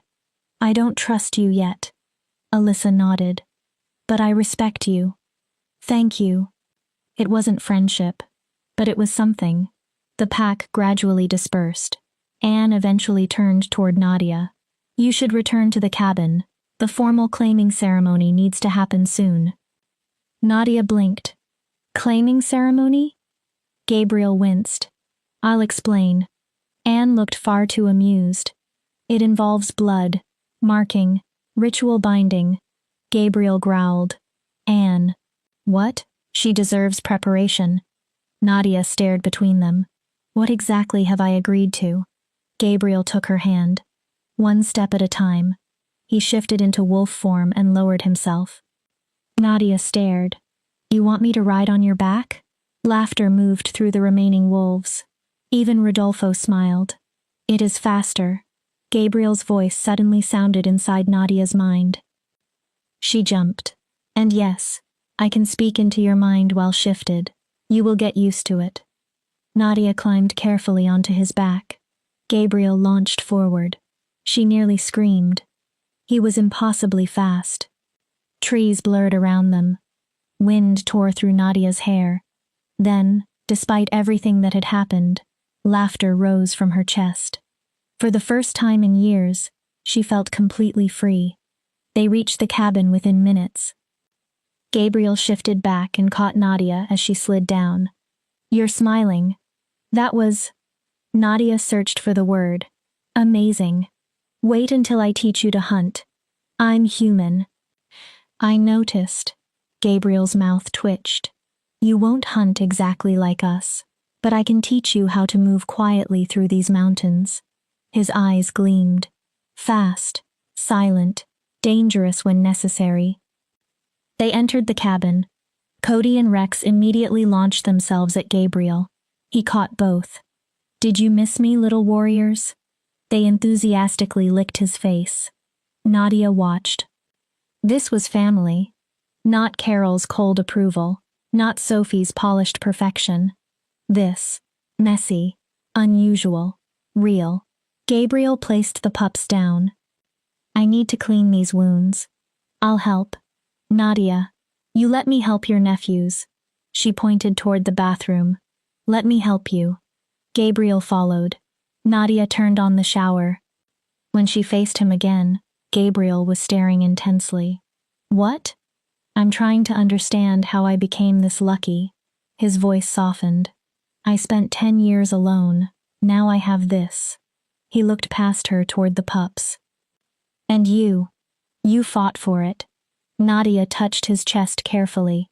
"You risked everything. It was worth it." Gabriel tilted her chin upward. "You are worth it." He kissed her.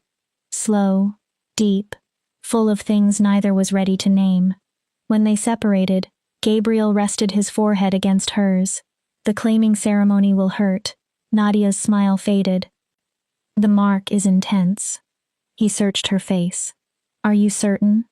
"No," she answered honestly. "But I'm choosing it anyway." Gabriel smiled. "Then we face it together."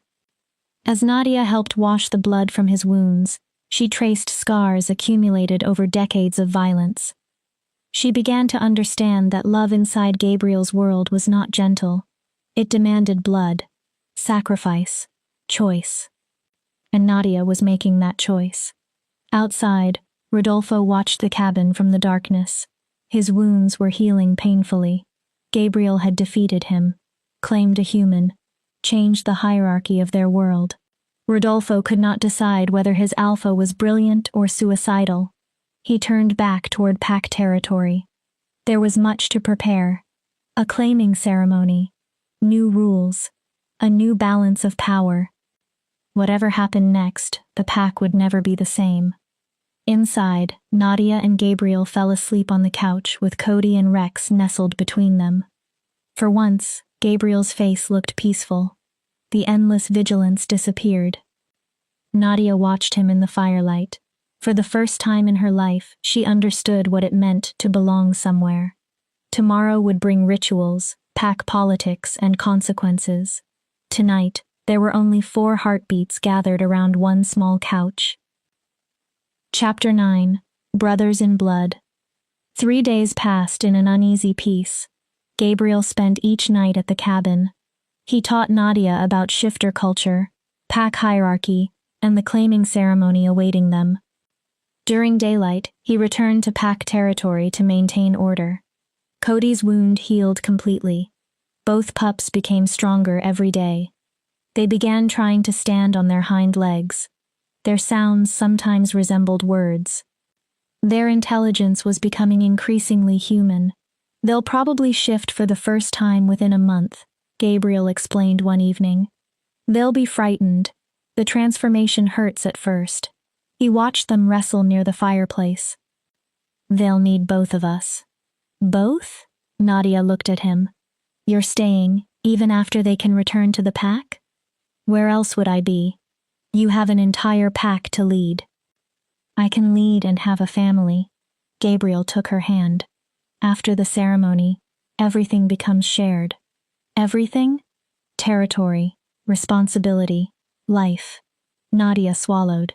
"Your pack too?" especially the pack.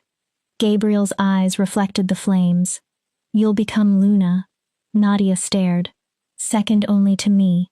Her mouth opened. Anything you say will carry authority.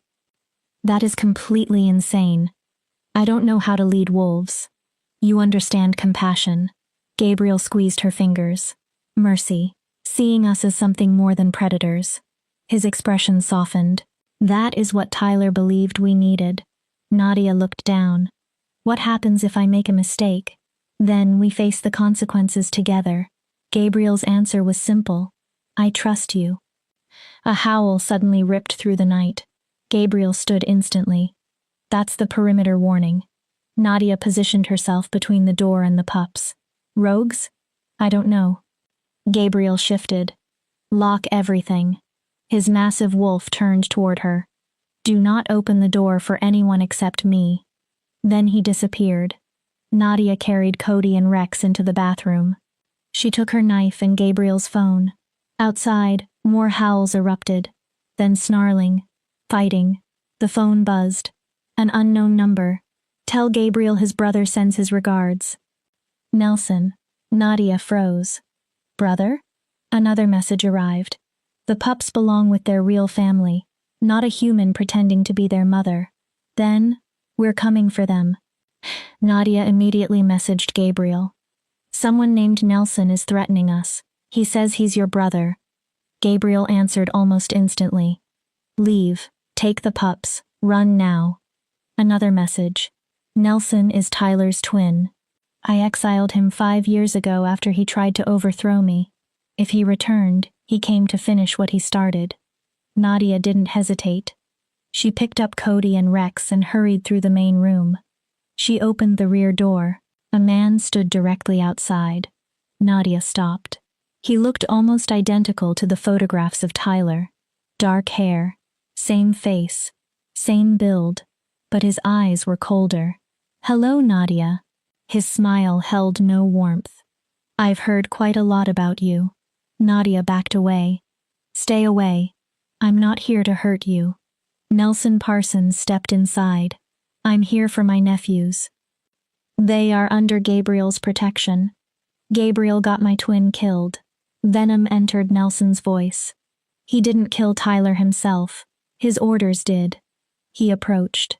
His pride did. His refusal to retreat when the rogues attacked did. Nelson's eyes brightened. So I'm going to take everything Gabriel loves. His gaze moved toward the pups. First them, then Nadia, then you. His smile returned. Then his pack. You're insane. I'm justified. Nelson's expression hardened. Gabriel exiled me because I challenged his leadership. I warned everyone he was becoming a tyrant. He stepped closer. Then Tyler died. Alfreda died. The pack lost its heart. Nadia knew she could neither outrun nor overpower him. She needed time. If you loved Tyler, you should want what is best for his sons. They need stability. Stability? Nelson laughed. You mean a human playing house with Gabriel? That isn't stability. He shook his head. It's a fantasy.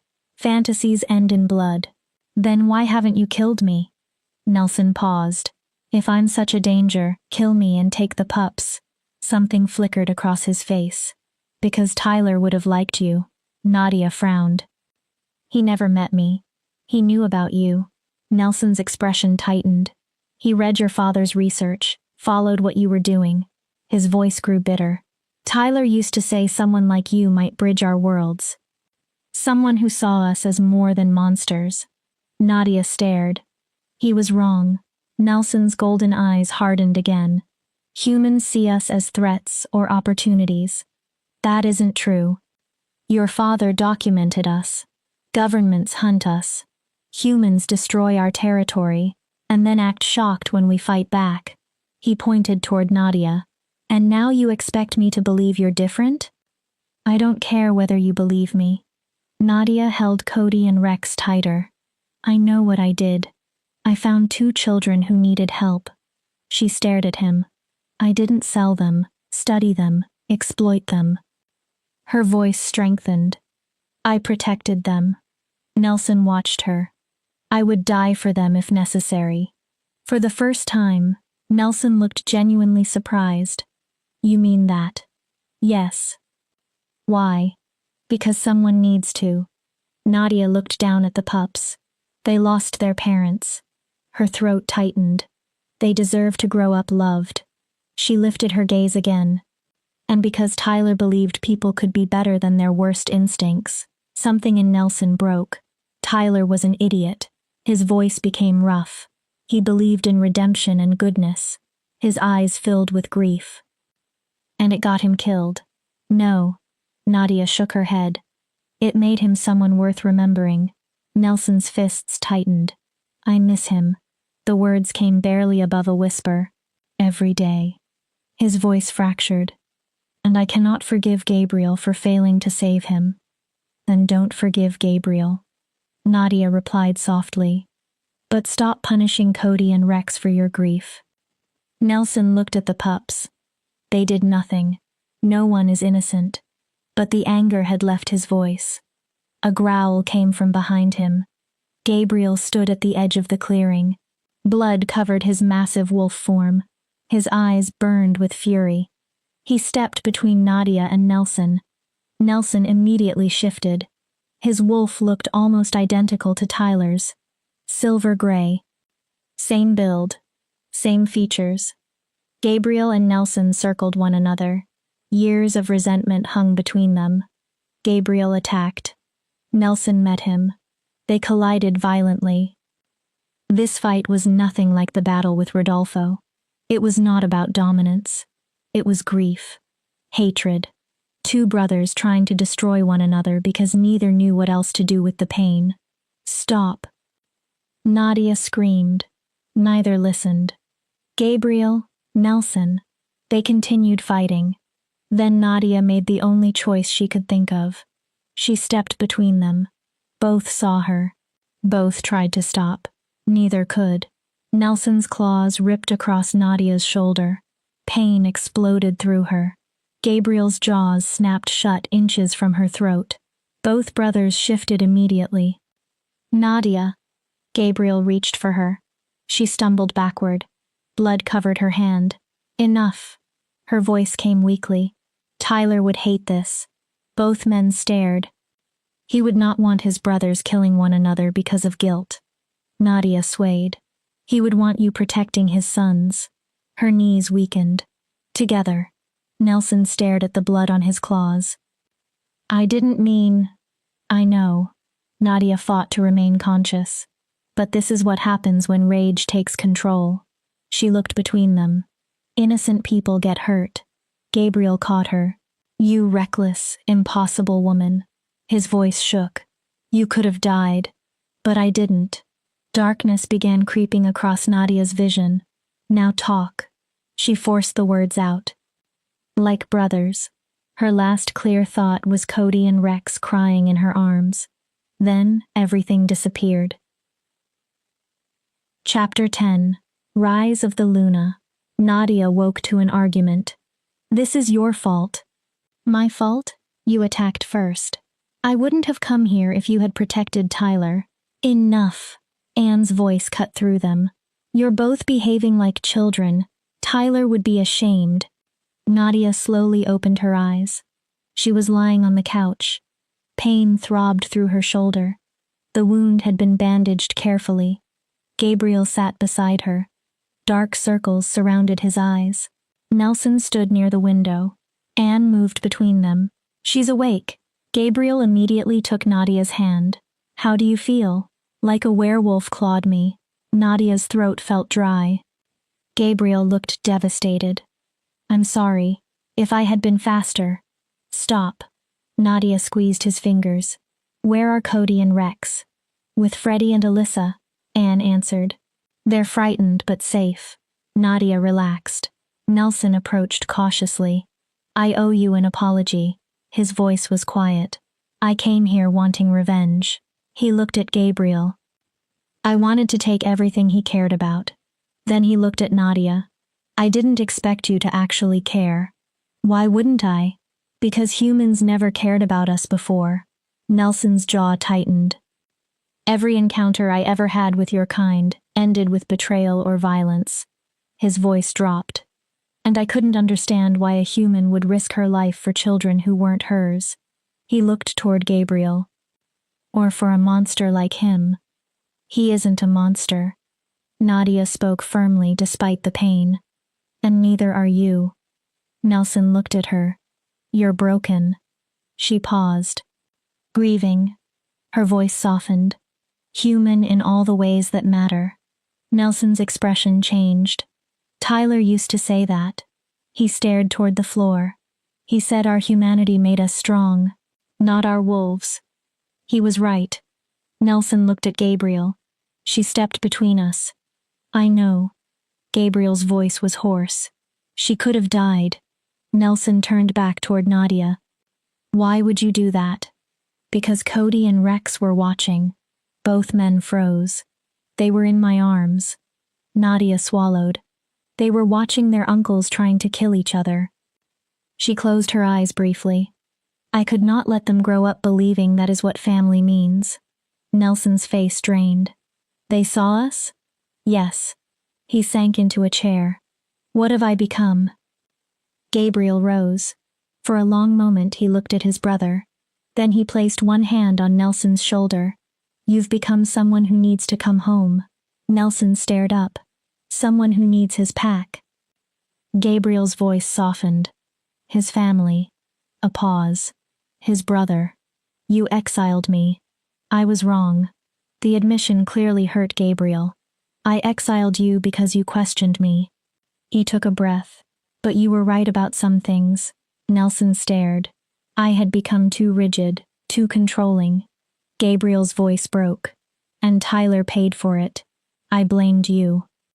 Nelson's eyes filled. For 5 years. For everything. I blamed myself too. Gabriel swallowed.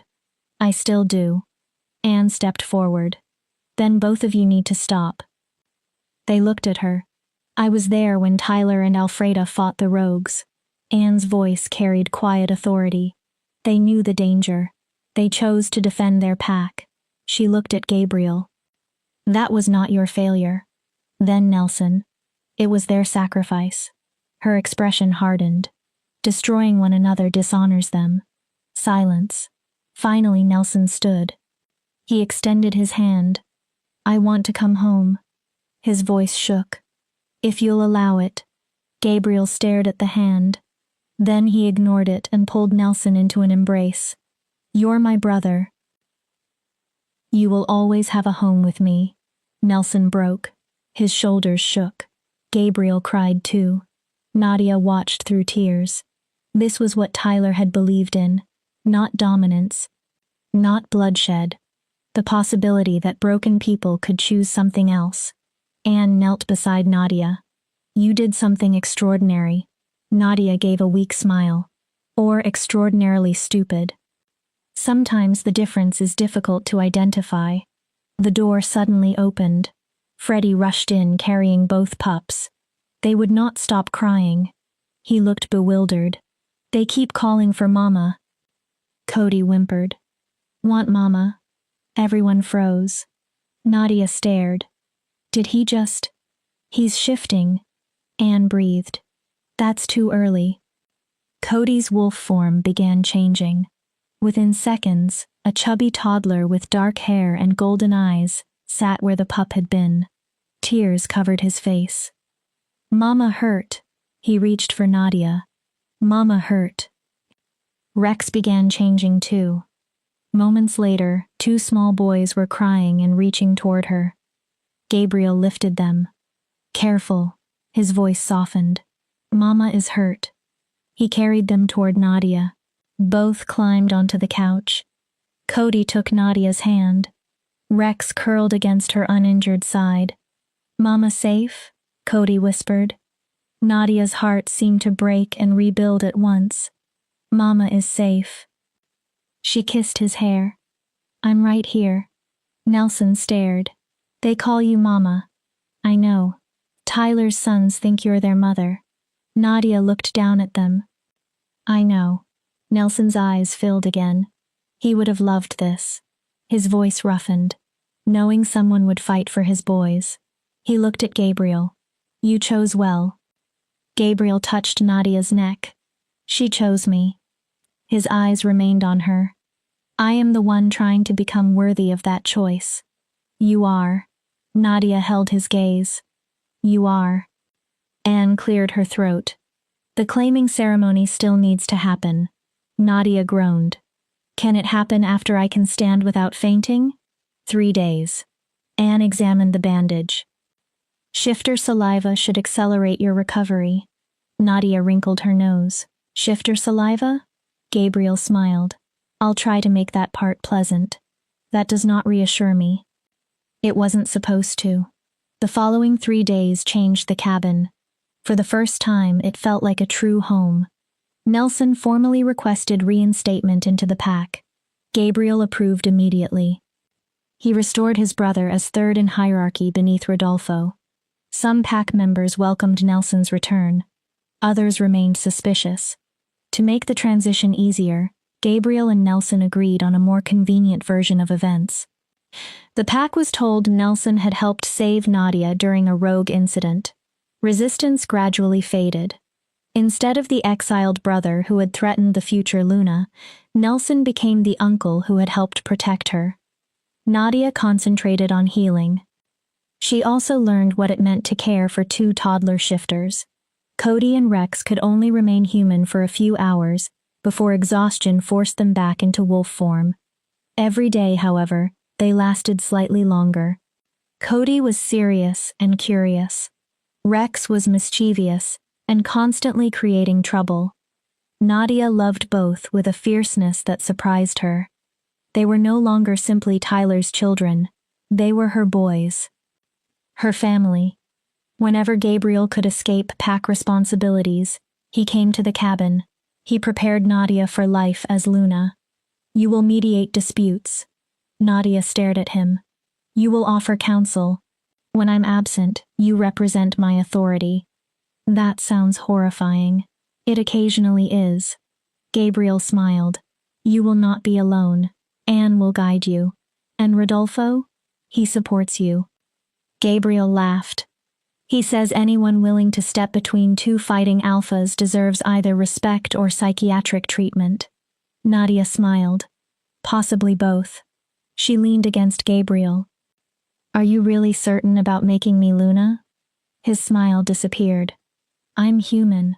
I will always be physically weaker than everyone around me. You are the strongest person I know. Nadia looked at him. No, you cannot match a shifter's speed. Gabriel continued. You cannot overpower one physically. He touched her face. But strength is also standing your ground when instinct tells you to flee. His eyes softened. It is choosing compassion when violence is easier.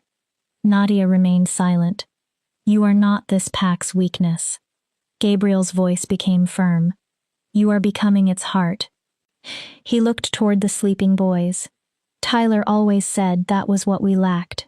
Nadia's eyes stung. And if I fail, then you fail beside me. Gabriel smiled. We learn. We continue. He cupped her face. I need someone willing to challenge my worst instincts. His thumb brushed her cheek. I need you because you are human, Nadia. Nadia kissed him. When they separated, Gabriel pressed his forehead against hers. 3 days. His voice lowered. Then you're mine forever. No takebacks? No takebacks. Nadia smiled. Agreed. The claiming ceremony took place beneath a full moon. The same clearing that had hosted violence now looked almost beautiful. More than 50 pack members gathered in human form. Torches burned around them. Anne had helped Nadia dress in a simple white gown with uncovered shoulders. The mark needs to remain visible. Nadia stared at herself. I may faint. Probably.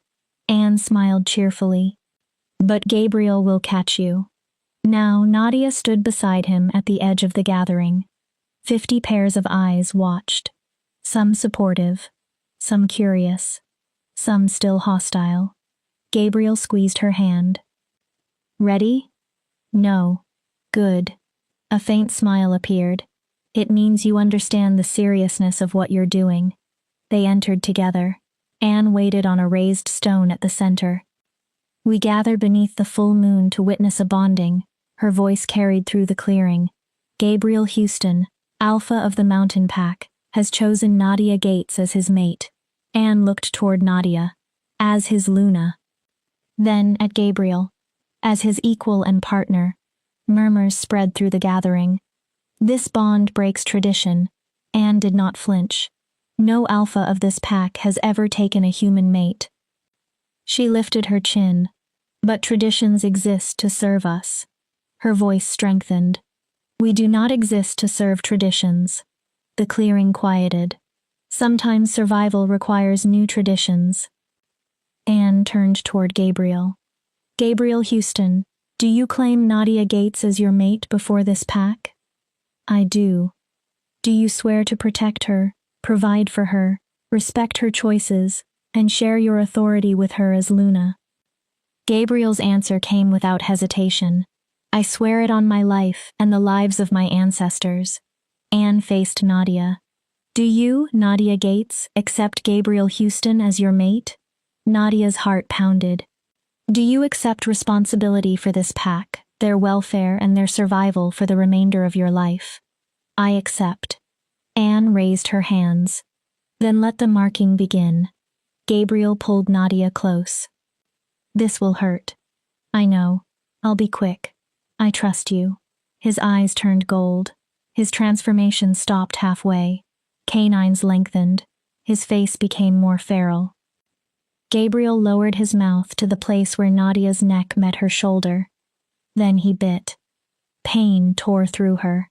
Nadia gasped. Her knees weakened. The sensation went deeper than flesh. Something primal moved through the bond. Gabriel held her steady. He did not release until the marking was complete. When he pulled away, blood stained his mouth. Nadia looked at the fresh bite. The marks seemed almost luminous. It's done. Gabriel licked the wound gently. A tingling sensation replaced some of the pain. Anne lifted both arms. The bond is sealed. Nadia Gates is now Nadia Houston. The elder's voice rang through the clearing. Luna of the mountain pack. Howls erupted. What one speaks, both speak. What one commands, both command. To harm one is to harm both. Gabriel pulled Nadia close. How do you feel? Like someone branded me. You were marked. Exactly. Gabriel's eyes softened. But now you are officially mine. Nadia lifted an eyebrow. And you are mine. Forever. Forever. The celebration began. Pack members approached one after another. Some congratulated her. Some pledged loyalty. Others simply studied the human Luna with caution. Nelson arrived carrying Cody and Rex, both in human form and dressed in tiny formal clothes. They demanded Mama. He placed them down. The boys immediately ran to Nadia. Mama pretty, Rex announced. Mama ours, Cody added. Laughter spread through the pack. Nadia picked them up. Yes. She kissed them. I'm yours. Gabriel wrapped his arms around Nadia and both boys. Thank you. His voice was soft against her hair. For choosing us. Nadia looked at him. Thank you for seeing me. For all of me. Always. Around them, wolves danced, talked, and howled. For the first time, Nadia understood what her father had truly been searching for. Not monsters. Something extraordinary. A world hidden beside humanity. A world that was dangerous and brutal, but also capable of loyalty, sacrifice, and love. Anne approached with wine. Welcome home, Luna. Nadia accepted the goblet. Then she raised it. To Tyler. The clearing quieted. To the man who believed we could become better than our worst instincts. Gabriel lowered his head.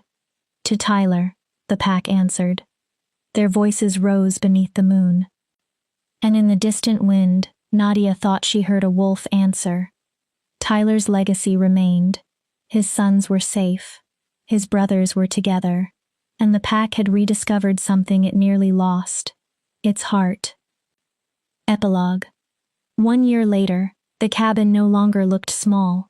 Additional rooms had been built. Cody and Rex had their own bedroom filled with toys, drawings, and the chaos expected from 4-year-old shifter twins. Nadia stood on the porch one morning while Gabriel taught the boys how to track through the forest. Cody followed every instruction with intense concentration. Rex became distracted by butterflies. They're growing too quickly. Anne appeared beside Nadia carrying tea. Much too quickly. Nadia smiled sadly. Soon they won't need me. Children always need their mothers. Anne handed her a cup. Only the way they need you changes. Nadia's hand drifted unconsciously to her stomach. A new life was growing there. She had not told Gabriel yet. She was waiting for the right moment. Anne noticed immediately. Of course she did. He will be thrilled. Nadia looked at her. Or terrified. She lowered her voice. A human shifter child? We don't even know whether that's possible. Anne smiled. You are surrounded by proof that impossible things happen. She looked toward the forest. Trust your mate. Then Nadia. And trust yourself. Gabriel emerged from between the trees with Cody and Rex. All three were laughing. The moment Gabriel saw Nadia, his face changed. Even after a year, the joy in his eyes could still take her breath away. Mama! Both boys raced toward her. They began talking at once about a rabbit trail, a bird nest, and everything Gabriel had shown them. Gabriel followed. He stopped in front of Nadia. You're glowing. Nadia answered before she could think. Pregnancy hormones. Silence. Gabriel froze. What? Nadia bit her lip. Surprise. Gabriel crossed the space between them in 3 strides. His hands moved carefully over her still flat stomach. You're pregnant? His voice broke. We're having a baby? Nadia smiled. We're having a baby. Gabriel's eyes flashed gold. Then he kissed her. Cody and Rex immediately began making disgusted noises. Neither Nadia nor Gabriel cared. When they finally separated, Gabriel rested his forehead against hers. Thank you. His voice was barely above a whisper. For everything. He touched her stomach. For giving me a family I never believed I would have. Nadia smiled. Thank you for finding me. For choosing me when walking away would have been easier. Never. Gabriel's answer